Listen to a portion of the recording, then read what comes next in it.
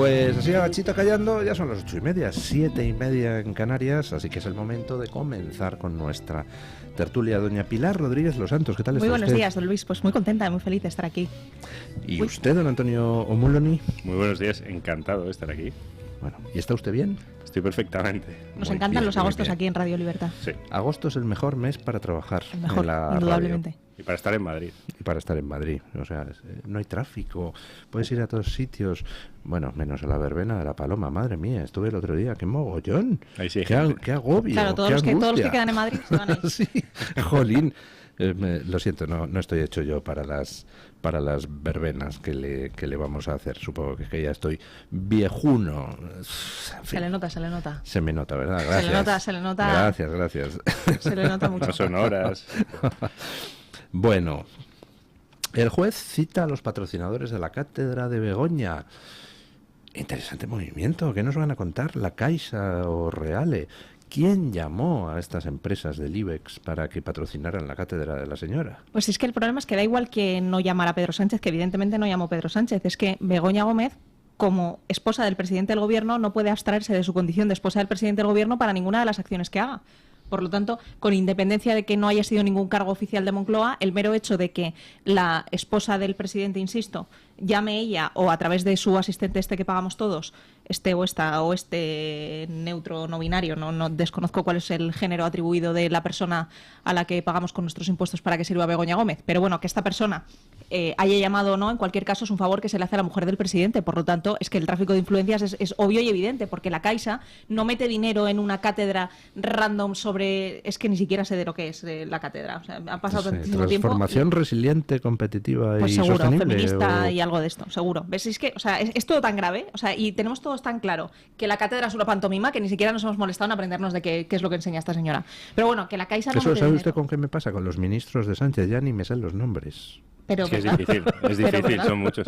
De vez en cuando aparece un señor ahí dando un canutazo y dice uno, ¿pero este quién es? Y ¿Quién resulta es? que es ministro de... Y que lleva años de Sí, además, totalmente.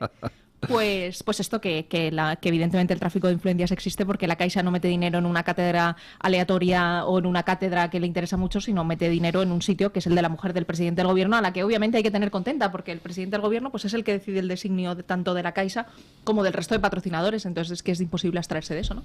Claro, es que si a la Complutense fue ella quien llamó, o Moncloa o quien fuera, cabe pensar que a los patrocinadores también, ¿no? Les convocaron a Moncloa. El simple hecho de que les convoquen en la Moncloa ya huele mal.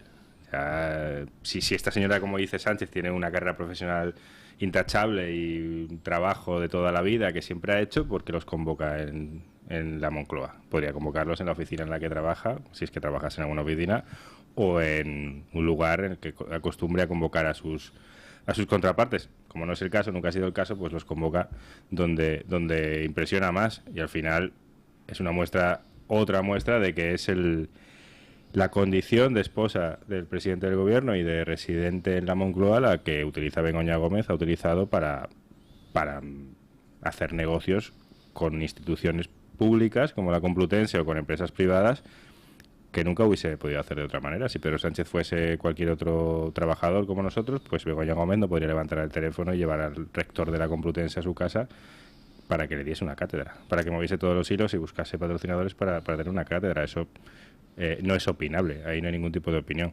Entonces, si no pueden mentir, que no pueden mentir los testigos, a ver qué nos cuentan.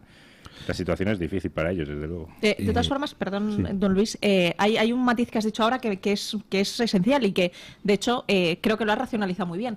El tema de que Begoña Gómez no pueda reunirse, o ella afirme que no pueda reunirse por cuestiones de seguridad en ningún sitio que no sea la Moncloa, certifica de una manera clara y evidente que cada vez que Begoña Gómez lleva a cabo algún acto lo hace en calidad de mujer del presidente del gobierno, porque no puede tener una vida normal. Claro. Entonces, si no puede tener una vida normal es porque su vida está irremediablemente asociada siempre a la del presidente. Y si eso es así, lógicamente, el tratar con ella implica tratar con la institución del presidente. Han dicho ustedes dos que a los efectos de juzgar penal, moral y estéticamente el episodio, pues da igual que llamar a Pedro Sánchez o que no, pero es que además pues parece que quien llamó fue Pedro Sánchez. No, si es así ya es completamente escandaloso, pero es que si no fuera así, o sea, quiero decir, cualificadamente grave, pero Sí, esto sí. es como el cometer un asesinato con agravantes, ¿no? Pues entonces el asesinato se ha producido y el señor X está muerto y lo ha matado esta señora. Entonces eso ya es grave y la convierte en asesina. Pero si además hay agravante de parentesco y de tal y cual, pues es triplemente grave. Pero quiero decir que si llega un punto en el que se dirime que no ha sido Pedro Sánchez, no obsta para que el escándalo siga siendo mayúsculo. Bueno, es que si ha sido Pedro Sánchez, a lo mejor a quien hay que juzgar no es a Begoña Gómez. Porque Efectivamente. Ya hemos sabido que se reunieron en la Moncloa con Pedro Sánchez, ya hemos sabido que ha habido quien ha hablado con Pedro Sánchez directamente. Si ya se sabe eso, y a estos señores los llamo también directamente Pedro Sánchez, a lo mejor Begoña Gómez es simplemente una señora que pasa por allí y que pone el nombre y la cara para unos actos que son todavía menos estéticos, menos éticos, menos morales y seguramente menos legales, y los hace el presidente que si su esposa, que ya es todo lo anterior. Yo es que sospecho que Begoña Gómez no es precisamente un cerebro. No parece. Entonces, yo también tengo la misma sospecha que usted. Sus vídeos en inglés son maravillosos. Sí. Tantos años riéndonos de Ana Botella, Yeah. y Ana Botella a su lado. O sea, es algo así como intérprete de Shakespeare, pero versión original antigua. O sea, no reescrita al inglés moderno. O sea, es una cosa sustainable. Todavía yo no me he recuperado de eso. Bueno, ayer se detenía en Mocejón al asesino del niño de 11 años. Y la verdad es que nos ha dejado todo el episodio, pues, varias lecciones. Primera lección. En las redes existe una auténtica legión de la desinformación. Además existe una legión de la desinformación, pues, que está formada por gente... algunos de ellos simplemente que aprovechan que el Pisuerga pasa por Valladolid para soltar todo tipo de barbaridades, pero yo estoy seguro de que hay otros que son directamente intoxicadores profesionales, es decir, que se dedican por encargo de el gobierno progre o de quien sea a intoxicar las redes por intoxicarlas, por generar ruido, por generar malestar. Afortunadamente, pues hay mucha gente que no entra en ese tipo de trapos, y cuando haya una situación como esta, pues maneja la información con prudencia. Por lo menos aquí lo hemos pretendido hacer desde el minuto 1, y se espera a tener datos antes de lanzar opiniones o de hacerse eco de bulos. Segunda lección que nos deja: silencio sepulcral del gobierno en torno al asesinato del niño hasta que no se ha conocido la nacionalidad del autor. Es decir, no fueron capaces de condenar directamente el hecho. Han matado a un niño de 11 años a puñaladas. Esto es una auténtica barbaridad, es un canalla quien lo haya hecho, y manifestamos nuestra consternación y nuestro dolor. Simplemente algo así. Bueno, pues no fueron capaces, ninguno de los miembros del gobierno. García Paje sí lo hizo. García Paje salió inmediatamente a condenar el hecho. En el gobierno, silencio sepulcral. Solo después de que se ha producido la detención, y solo después de que han sabido que no era extranjero, entonces ya sí se han atrevido a opinar. Bueno, es la mejor demostración de que tenemos un problema en España de inseguridad vinculado con el origen de las personas. Si el gobierno reacciona así, es precisamente porque sabe que en estos momentos tenemos una tasa de apuñalamientos en toda España brutal, y que la inmensa mayoría de esos apuñalamientos los cometen personas de origen extranjero. Entonces, como lo saben, pues entonces se produce un apuñalamiento tan escandaloso como el del niño, y se sumergen en el silencio. Es que es demoledor. Bueno, además es que hay dos cuestiones en paralelo. La primera cuestión es el propio asesinato del niño, que es terrible, y que si además se confirma lo que efectivamente parece, que es un tipo con un brote psiquiátrico, pues es terrible, porque ahí ha fallado toda una cadena que es terrible que haya fallado, porque evidentemente hay accidentes que no se pueden controlar, y evidentemente pues seguramente esto habrá sido producto de una persona que, teniendo que haber tomado una medicación, y de alguien que tendría que haber estado pendiente de que tomara una medicación, pues no lo ha hecho y ha tenido un brote. pero lo cierto es que convivimos día a día con muchas personas que tienen enfermedades psiquiátricas de este calibre y no van apuñalando a la gente por ahí. Por lo tanto, habrá que primero estudiar qué es lo que ha fallado dentro del sistema para que se permita que este asesino haya podido tener este brote psiquiátrico que haya conducido a algo tan terrible como quitarle la vida a este pobre niño. En paralelo a eso, a mí me escandalizó muchísimo la reacción que tenía la familia del chico, que por supuesto, máxima solidaridad, pero el portavoz autoconferido de la familia estaba como todo el rato mucho más obsesionado con que no se dijera que el asesino era extranjero que en lamentar la muerte del primo, creo que era el que estaba allí puesto. Y es que son unas imágenes absolutamente escalofriantes, de verdad. O sea, hemos llegado a un punto en el que te importa más hacer política que la vida de un familiar tuyo. Es que, o sea, está impregnando la política todo tanto y se pervierte todo tanto que es más importante ganar el relato ideológico que pasar el duelo de un familiar que ha muerto en unas condiciones tan sumamente deplorables, como es que un pobre niño que huye de un tipo que va detrás de él con un cuchillo, que se tropieza y que le apuñala 11 veces. Es que es sumamente terrible y lleva una reflexión mucho más profunda, ¿no? De que, oye, es que quizás nos estamos pasando, o se están pasando, porque no nos metamos en el mismo saco, pero se están pasando ya con esta forma de entender el mundo de una manera tan maniquea en el que importa mucho más defender a la tribu que a la propia familia. Es que me parece terrible.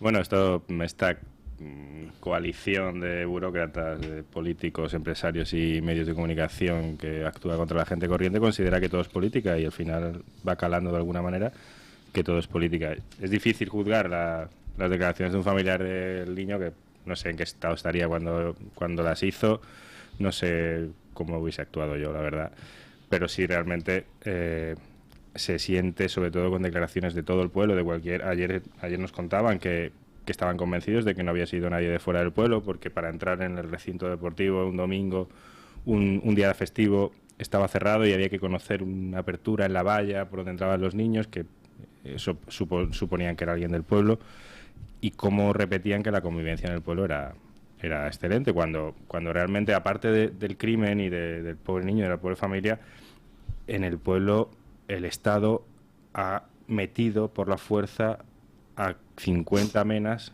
que suponen un 1% de la población, de un día para otro, en un hotel, viviendo 6 meses, teniendo manutención durante 6 meses, que cualquier persona en España que se quede sin trabajo y sin vivienda, a ver si lo consigue. Y ese pueblo, mal que bien, prefiere no mirar para otro lado y decir que la convivencia es buena.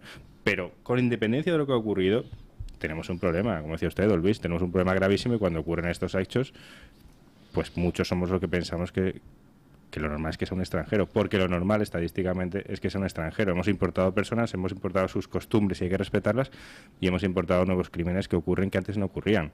Y lo normal es que este tipo de crímenes no los cometa un español. Lo que vemos en Barcelona día a día y en los alrededores, o ya en muchos barrios de Madrid, en muchas zonas del sur de España, son crímenes que antes no ocurrían. Peleas con machetes, violaciones en manada, eso antes no ocurría. Y estos asesinatos de niños, pues tampoco eran lo habitual. Entonces, a lo mejor no hace falta que los cometa un extranjero, sino que vamos también importando una costumbre y existe un ejemplo, un muy mal ejemplo, que imitan los nacionales. Bueno, de hecho, es que la prueba evidente es que en este caso ha sido un español con problemas psiquiátricos. O sea, no ha sido con una motivación... nunca puede haber una motivación razonable para esto, pero desde luego es irracional, ¿no? Como es en su caso la religión o pues una cuestión de costumbres, como fue el caso del Reino Unido. Me ha impactado mucho la frase que, entre comillas, un medio de comunicación, no recuerdo si es OK Diario u otro, citando la declaración del detenido a la policía, dice: mi otro yo se apoderó de mí, me robó la cara y cometió el asesinato. O sea, pero esto, claro, es que aquí debe ser que hemos visto mucho cine, pero uno inmediatamente se pone la cara de Edward Norton en Las dos caras de la verdad, ¿verdad? Sin hacer más spoiler de la película y de repente dice que a ver cuál es la cara de verdad de esto. Pero, bueno, por cierto, aprovecho la cuña publicitaria que me ha dado usted pie para decir que ayer OK Diario estuvo presente en el pueblo desde el principio. De hecho, sacamos en exclusiva las imágenes de la detención del asesino y a veces la cadena de las empresas, de los periódicos, de los medios, etcétera, pues las caras visibles son unos, pero los que hacen de verdad el periodismo real a pie de calle y los que consiguen noticias como estas son los periodistas que se juegan el tipo y que hacen pues auténticas trucos de magia para poder llegar a todas partes y para poder estar al pie de la noticia. Entonces aprovecho para felicitar a la reportera nuestra que estuvo ayer allí porque hizo un trabajo absolutamente extraordinario. Cierro la cuña publicitaria. Diga usted el nombre de la reportera. Laura Fernández. Muy bien. O sea que aprovechamos para regalarle nuestro programa del día, dedicarle nuestro programa del día a Laura Fernández.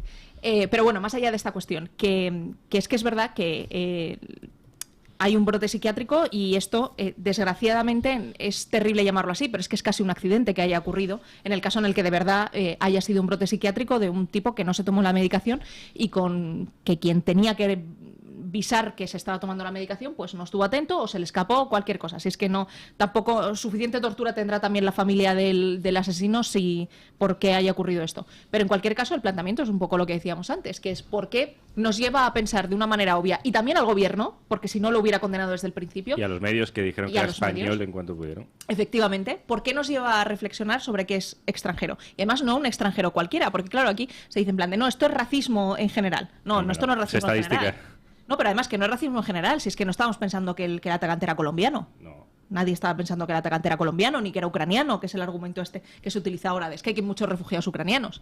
Entonces, bueno, pues habrá que plantearse qué es lo que está pasando con un cierto sector de la población que no se integra, cuando hay otro, por cierto, que sí se integra. Caso del padre de Lamine Yamal. Y ahora, además, aprovecho este punto para hacer un microparéntesis con esto otro que me parece muy importante. A raíz de la Eurocopa, que parece una frivolidad, ha habido un resurgir de españolismo en un sector de la población marroquí que de repente ha visto en Lamine Yamal un ejemplo de alguien que se ha integrado perfectamente en España, que es tan español como los demás, porque lo es, y que oye, que no hace falta quedarse dentro del gueto de la comunidad marroquí, a la que por supuesto sigue perteneciendo y seguirá perteneciendo siempre, sino que te puedes integrar perfectamente en España, asumiendo perfectamente las costumbres de España y siendo perfectamente español, que es lo que uno hace cuando va a casa de alguien, ¿no? O sea, si uno va a casa de alguien como invitado, pues no se dedica a, no sé, quitarse los zapatos si no lo hace el invitado o a... Es que precisamente a ese tipo de personas es a quien más odian los radicales islamistas, porque son las que les desmontan el bueno, por eso discurso. apuñalaron al padre. ¿Saben ustedes Yamal, cuando nació el IRA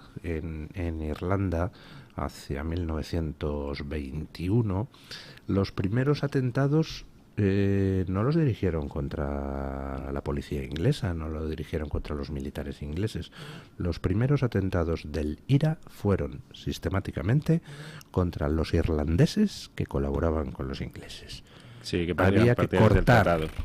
Eran partidarios del tratado, de no romper del todo con Inglaterra. Exactamente. Entonces, había que cortar con esos que en cierto modo demostraban que Irlanda podía entenderse con Inglaterra. No, a esos nos los cargamos a todos. Y entonces con eso lograron el muro de separación.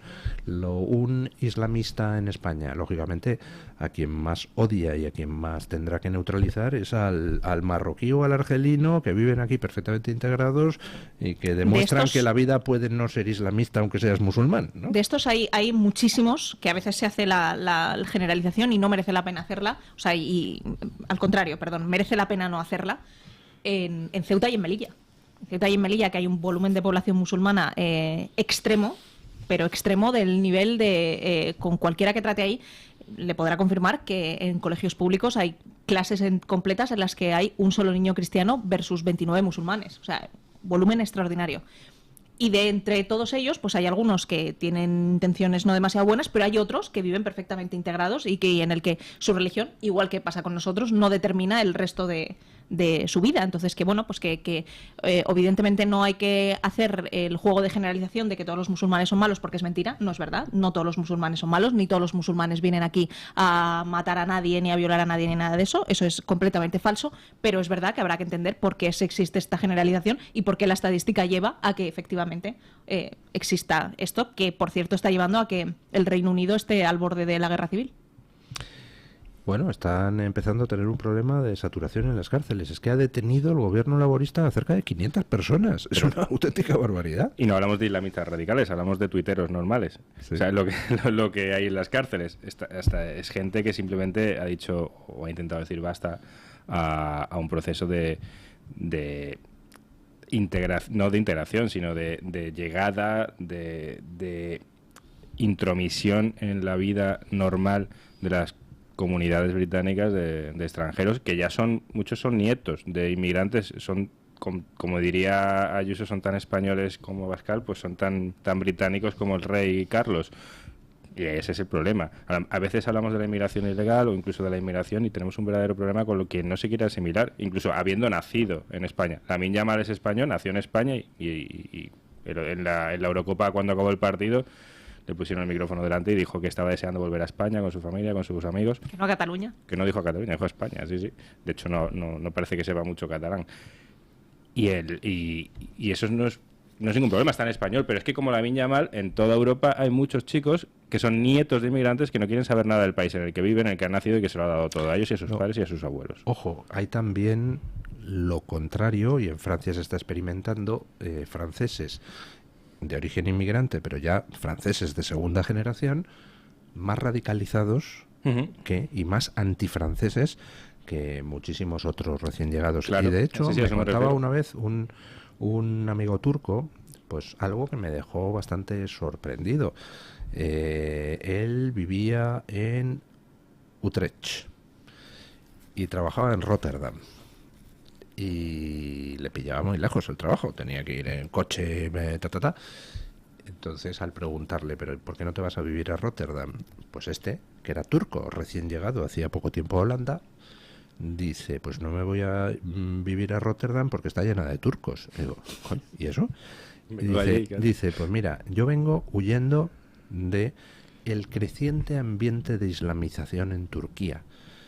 Y resulta que me encuentro aquí con hijos de turcos que vinieron hace 30 años, que son más islamistas que la gente que he dejado atrás en Turquía. Y dice, si yo vengo huyendo de eso, o sea, yo quiero estar aquí con los holandeses y en una sociedad normal donde no me agobien con preceptos morales, ¿no? Claro. Es que los estados que nos hemos dado en la Europa de los últimos 40 o 50 años están basados en el principio de no defender su naturaleza. Un estado es la configuración jurídica de una nación, básicamente, y una nación tiene características que son innegables, que la hacen diferente de otras. Una nación histórica, no una nación jurídica, que es lo que impera ahora mismo. Y esos estados no defienden la naturaleza de esa nación. Entonces, la respuesta ante todo este tipo de acontecimientos es encogerse de hombros. Y ahora no es solo encogerse de hombros, es encogerse de hombros y darles una paga. Pues al fin estás fomentando un odio interno, un odio al padre, en las propias sociedades en las que nacen estas personas, que empiezan a ser mayoritarias en muchos barrios. En Holanda pasa, en Bélgica pasa, en Francia pasa, en Alemania pasa, en muchísimos lugares, y en España ya hay zonas en las que también ocurre. Y de hecho ya no se vota por izquierdas o derechas o incluso por nacionalismo o centralismo o simplemente sentido común. Se vota ya en defensa propia o por el Islam. Ocurre en barrios de Cataluña, ocurre en pueblos de Cataluña donde Vox ya es más votado que Esquerra, es la segunda, tercera fuerza en muchos municipios en los que el nacionalismo ha sido siempre el 90 o el 80% de los votos. Hay una serie maravillosa en Netflix que se llama Califat, que habla sobre este fenómeno en Suecia. Suecia es el paradigma de todo lo que no hay que hacer. Exacto, es el paradigma de todo lo que no hay que hacer para que no se te descontrole la situación. Y entonces en Suecia pues empezaron a recibir muchísimos refugiados de musulmanes, no por ser musulmanes, sino que venían de zonas de teórico conflicto, que luego pues sirios había 1 de cada 25 y luego el resto pues venían de los mismos sitios de los que vienen de aquí.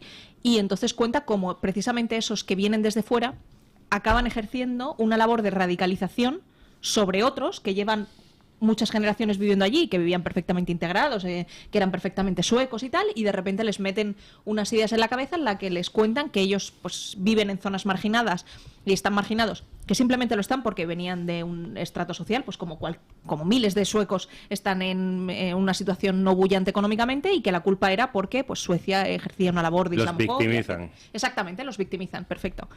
Y entonces los victimizan y consiguen que gente perfectamente normal se conviertan en musulmanes absolutamente radicales. Y esta serie es maravillosa porque explica esto, el proceso de conversión de una chica musulmana perfectamente normal, que ni lleva velo ni nada, que es pues musulmana no practicante, por decirlo de alguna forma, como tantos católicos no practicantes hay aquí, y cómo acaba yendo al Estado Islámico a casarse con un combatiente a Siria. por un proceso de radicalización de un refugiado que viene desde fuera, que le empieza a convencer de que efectivamente es víctima. Entonces es que es terrible. Suecia es el paradigma. Suecia eso es lo peor. En concreto, o sea, es el paradigma de cómo el estado de bienestar, el ejemplo del estado del paraíso socialista, ha acabado convertido en un infierno islamista para muchos suecos de toda la vida. Bueno, el paraíso socialista. Bueno, es a lo que tiende, ¿no? Exacto. Y Malmö en concreto, que es una ciudad del sur de Suecia, tranquila y pequeña, acaba maravillosa además. Toda la vida normal y corriente, Preciosa. sueca, llena de rubios, ha acabado convertida en donde más tiroteos, donde más bandas con armadas hay en Europa. En una generación, ¿eh? No, esto no. Cuando hablamos de. Cuando parece que aquí no pasa nada y cuando parece que, bueno, porque llegue un barco, porque lleguen en una semana 300 inmigrantes ilegales a Baleares, con lo lejos que está Baleares, 300 en una semana, aquí no pasa nada, bueno, pues 300 bien repartidos hacen la vida imposible a millones de españoles. No, y es importante lo que hemos dicho antes, es que a quien más fastidian es que efectivamente es a los que están verdaderamente integrados bien y que sí, además luchan cada día por demostrar que los inmigrantes no son eso. Y tienen razón, no son eso. Pero todos estos, con la connivencia del gobierno... Fue por ahí, ¿eh? El Brexit lo votaron muchos inmigrantes que no quieren más inmigración. Efectivamente. Bueno, eso era lo que decía Emilio Cammani, lo llamaba el síndrome del portero de discoteca, que cuando estás en la cola para entrar en la discoteca, el portero es tu enemigo. Cuando una vez has entrado en la discoteca, el portero pasa a ser tu amigo para que no entre más gente, ¿no? Y entonces que con los inmigrantes pasa un poco eso. Las normas, las barreras de entrada, pues son el enemigo, pero una vez que has entrado dices, oye, en fin, yo ya estoy. Casi prefiero que no entren más, ¿no? Porque bueno, que los que entren por el mismo cauce legal y no por la vía de atrás. Es que entrar aquí para ser un inmigrante... Yo estudié un máster en la Universidad de Navarra en el que la inmensa mayoría de mis compañeros del máster eran extranjeros, hispanoamericanos. Y para conseguir el permiso de residencia tenían que, o sea, siendo hispanoamericanos, que es lo más fácil, es probablemente la forma más fácil que hay de inmigrar aquí. Hay una forma más fácil, ser sefardí. Es verdad, suele ser compatible. Sí, además suele ser compatible, efectivamente. Pero, o sea, ellos, que eran estudiantes extranjeros, muchos de ellos con un poder adquisitivo tremendo, con trabajos aquí extremadamente bien formados y todo, tenían que llevar a cabo un proceso burocrático para entrar aquí que, o sea, no se lo deseo ni a mi peor enemigo. O sea, era el infierno burocrático soviético para poder entrar aquí y muchos de ellos, de hecho, desistieron durante el camino para poder hacerlo. Entonces, ellos... Pero porque venían a estudiar, perdona, Pilar, venían a estudiar. Si no vienen a estudiar es más fácil. No, pero después de haber terminado el máster, transicionar la visa de estudiante a visa de trabajo. Pues un proceso terrible. Entonces, claro, ellos mismos dirán, oye, ¿cómo es posible que yo, que soy mexicano, por decir algo, que, pues eso, tengo mi carrera, mi máster, 10 años de experiencia profesional, una oferta de trabajo en Deloitte, aquí en Madrid o en cualquier sitio, o en Radio Libertad, por poner algo, ¿cómo es posible que tenga que pasar por un proceso absolutamente terrible para poder demostrar que quiero venir aquí a contribuir a hacer de España un país mejor? Y sin embargo otro que está saltando una valla o que está viniendo de todo esto se cuela y de repente me quedo aquí hasta el día del juicio final y encima con ayudas. Hombre, es que es profundamente injusto para ellos, para los que vienen a contribuir a España. Además que España es un país de acogida del que nos debemos sentir orgullosos de que lo seamos, porque tenemos a muchos extranjeros que han contribuido de una manera completamente decidida a hacer que España sea un país maravilloso. Es un país de mezcla, es un país mestizo. Cuando decían en la Eurocopa, por recuperar la Eurocopa otra vez, que había 2 negros en el equipo. Pero como siempre, Marcos Sena, ¿no? Toda la vida. Bueno, pero es que España, al final, los primeros catedráticos negros han sido españoles, los primeros universitarios negros, Total. Los primeros todo negros, seguramente en Occidente, han sido españoles. Quieren convertir en extraordinario lo que es, en el sentido no peyorativo del término, ordinario. Sí, totalmente. Si es que si uno va, hay empresas que te trazan tus orígenes genéticos, tus orígenes geográficos en el mundo. Si uno lo hace, un español lo hace, es casi imposible que le salga al 100% de la península ibérica. Bueno, el propio Don Luis, su aspecto físico no es no es sueco. Yo en una vida anterior fui sirio, me dicen. Tiene toda la pinta. Pausa publicitaria y seguimos.